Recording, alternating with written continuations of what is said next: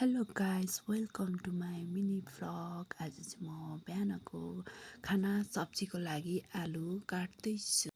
हाम्रो चाहिँ किचन अहिले पनि कम्प्लिट भएको छैन, त्यसैले हामी चाहिँ प्यासेसमै खाना पकाउँदैछौँ नि त अहिले। अनि किचन चाहिँ अझै पनि टाइम लाग्छ होला, 85% जति चाहिँ भइसक्यो। त्यसैले हामी चाहिँ अहिले प्यासेसमै खाना पकाएर खाँदैछौँ। अहिलेको हालमा चाहिँ हाम्रो किचनको हालत यस्तो भइरहेको छ, बिजोग छ है।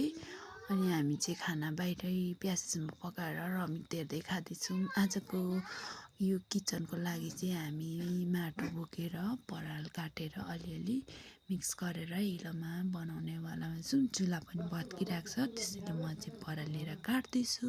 अनि आमाले चाहिँ मलाई खुकुरी दिनु हुँदै थियो, तर त्यो बुझ्दो रहेछ मैले बाबुकै छोरालाई। अम्बिका सन्जोग दाइहरू चाहिँ पानी ल्याउँदै माटो ओसार्दै गर्नुहुँदै थियो। म चाहिँ अलिअलि हिलो मुछ्दै थिएँ त्यो चुल्हा टाल्नको लागि।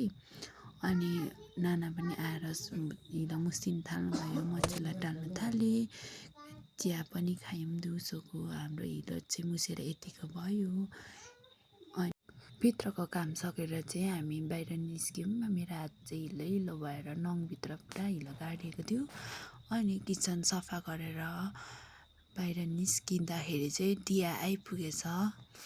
दियालाई जिस्काउँदै मैले उसको भिडियो गरिदिँदै थिएँ।